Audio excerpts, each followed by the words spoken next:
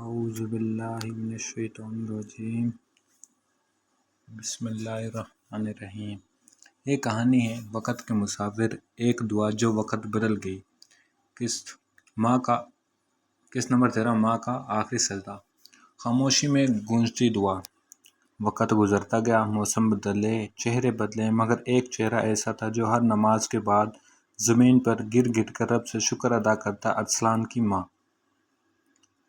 اس کے لبوں پر ہمیشہ ایک ہی جملہ رہتا، یا اللہ، جس طرح تو نے میرے بیٹے کو سجدے میں قبول کیا، اسی طرح مجھے بھی سجدے میں بلا لینا۔ لوگ اسے دیکھ کر کہتے، یہ عورت تو گویا چلتا پھرتا درس ہے، جس کے چہرے پر صبر کی روشنی اور دل میں شکر کی خوشبو ہے۔ زندگی کا آخری سفر۔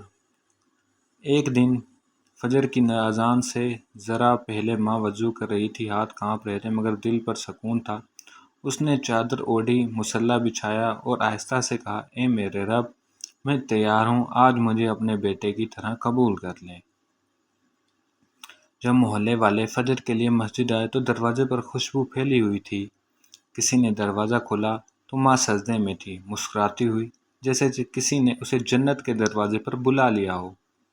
آخری دیدار۔ محلے کی عورتیں جمع ہو گئیں، سب رو رہی تھیں مگر کسی کے چہرے پر غم نہیں، سکون تھا۔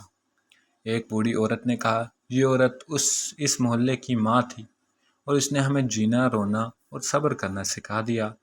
یہ ماں نہیں گئی، یہ دعا بن کر آسمان پر چڑھ گئی ہے۔ امام صاحب نے روتے ہوئے کہا، بیٹے نے سجدے سے روشنی پھیلائی اور ماں نے اس روشنی کو دوام دے دیا۔ یہ خاندان نہیں مرا، یہ تو زندہ قرآن بن گیا۔ ماں کا خواب۔ اسی رات محلے کی ایک بچی نے خواب دیکھا، ایک خوبصورت باغ نہ ختم ہونے والی روشنی، درمیان میں ارسلان اور اس کی ماں کھڑے تھے، دونوں کے چہرے روشن تھے، دونوں کے ہاتھ آسمان کی طرف اٹھے ہوئے۔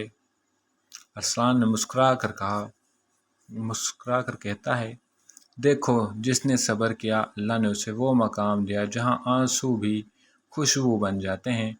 اور ماں آہستہ سے کہتی ہے، بیٹا، ہم وقت کے مسافر تھے، بس منزل پر پہنچ گئے۔